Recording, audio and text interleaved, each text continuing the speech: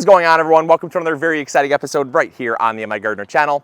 So I've seen a lot of people posting get ready with me videos because it's back to school season. So I thought it'd be kind of a fun opportunity to do a get ready with me fall garden edition. So I'm not going to be getting dressed, but I am going to be getting this bed dressed because right now it's a little bit naked and it needs some plants. Let's go.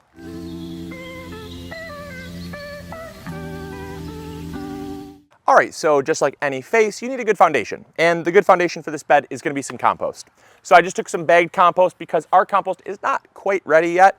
And I will say, not super stoked about all the moss, but in the end, it's all gonna break down, especially because it's exposed to the sunlight. It's no longer in those damp, cold, dark bags. So it'll kind of inhibit a lot of that moss growth. But I gotta get some compost down because the level of soil in the beds has dropped throughout the season. We actually had our garlic in here. So this bed actually hasn't had anything growing since about early July, but it's been way too hot to plant anything for fall just yet. So now that we're just getting into August, it's time to plant some stuff for fall. So I wanna get this good layer down of compost first. That's gonna be a good base. It's gonna help amend the soil, loosen up, work the soil. And notice I'm not going to be digging it in very deep. I'm literally just raking it over the top of the soil. And then all I'm going to do is I'm going to basically plant right in it. And over time, the compost that I'm putting on top will work down into the kind of the more aged and weathered soil down below. And that's really what I love to do in these beds. A lot of you ask me all the time if I practice no-till agriculture. And I do, not like as a purist, but I do practice components of it. And one of those is I try to work the soil as little as possible. So you guys, I cannot stress this kind of foundational step enough. A lot of gardeners feel like just because they already amended their beds in the spring that they don't need to do it now. But in between crop rotations, despite the fact that some of the crops you had there originally may not have even taken out that many nutrients, the quality of the soil has decreased over time. You see, our garlic was planted in the fall, probably October time last year. That means there's been about 7 to 8 months of time that have taken place between when we harvested our garlic to when it was planted. And so all of that time, these beds were basically sitting here, allowing for the sun to beat down on them, rain to run through the soil, snow to melt and run through the soil.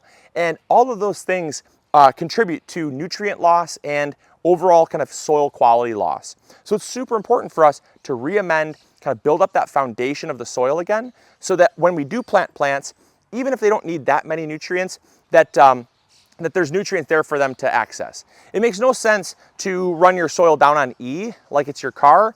This is a very important step, and you might as well always have the tank topped off. So now that we have the soil in the bed, it's time to plant.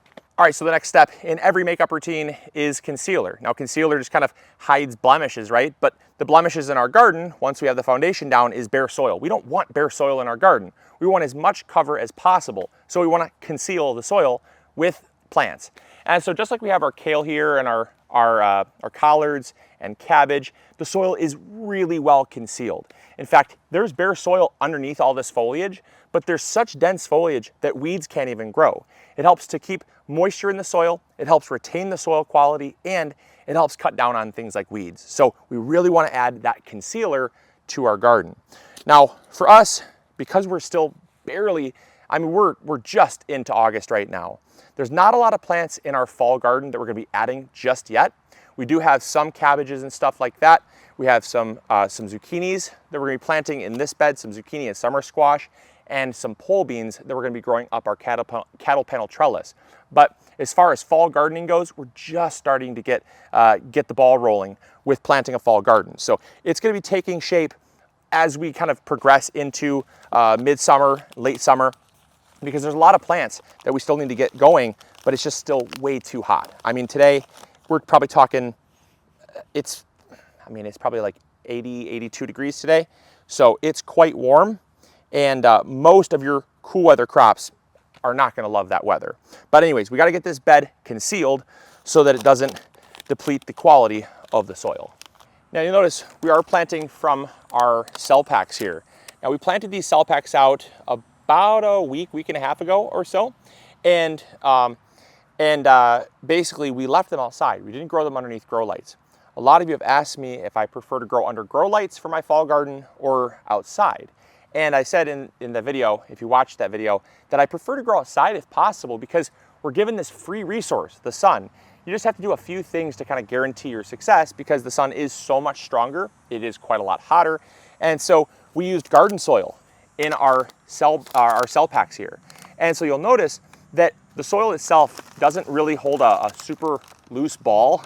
It's kind of a little more crumbly, which is fine because the plants ultimately are not really gonna mind, but it is quite a lot crumblier because it's garden soil and not like a peat-based soil that can hold a really nice block. So kind of some differences to expect, but also, you know, these seedlings could have probably waited another week or two in these cell packs, but since they've already germinated and I have this bed space available, I'd rather fill up the bed space than keep them in these cell packs because there's a lot more forgiveness in the raised beds than there is in the cell packs, especially when it's like 82 degrees out. I mean, the sun it's kind of hazy today, so the sun isn't really super strong, but with it being 82, these cell packs dry out really fast and the soil that we have in our garden beds dries out, but not quite as fast. All right, so we just got the zucchinis planted up and they're gonna look great. Now we're planting up our yard-long beans. Now, our yard-long beans are gonna go up our cattle panel trellis here. And the hope is that when they're growing up, that they're kind of gonna dangle down throughout the, through the grid in the cattle panel trellis. So not only is it gonna give it some support, but it'll look super cool when you have these like 1.5, 2 foot long red noodle beans dangling down between the trellis. So that's really exciting. So we're gonna get these planted up. Now, a quick tip for you guys is that a lot of gardeners tend to only direct sow their bean seeds in the ground. One of the problems with direct sowing bean seed is that they are notorious for having spotty germination, especially when the weather is very hot. So what I like to do is I like to start them in some cell packs like this. That way I know what is gonna germinate and what is not. And then from there I can take plants and I can plant them out. That way I ensure that I have very good germination and I'm gonna have a nice full row of beans rather than a plant, nothing for like 8 to 10 inches and then another plant. And then I might have 2 inches and I might have 2 plants, right? Like it's just very spotty like that. So I find it so much easier to just plant them directly in these cell packs. And because we used MIgardener seed, I mean, check it out. Even with spotty germination, we had almost 100% germination in this cell pack. Now in that pack there, we had only 1 cell not germinate. But again, that just goes to show why it's important to use our cell packs rather than direct sow, because that one plant that didn't germinate in that cell pack probably would have been the same seed that didn't germinate if I direct sowed it in a row, and then we would have had a gap. And it's super hard to go back and replant in a gap when all the other plants are already growing up. All right, and the final step in our Get Ready With Me makeup routine is our setting spray. And what is our setting spray in the garden? Well, our setting spray is water. So water basically sets our soil in place, helps fill in any loose gaps that we just created when we transplanted. It also helps to hydrate those beautiful plant roots and get them going so there's not as much transplant shock, and just kind of helps to get things in motion. So just like a setting spray helps kind of get everything set on the face, we're gonna be setting our garden up for success here. So that is the final step. Now, we are gonna come back here in probably about 2 or 3 weeks and top dress with some fertilizer as needed.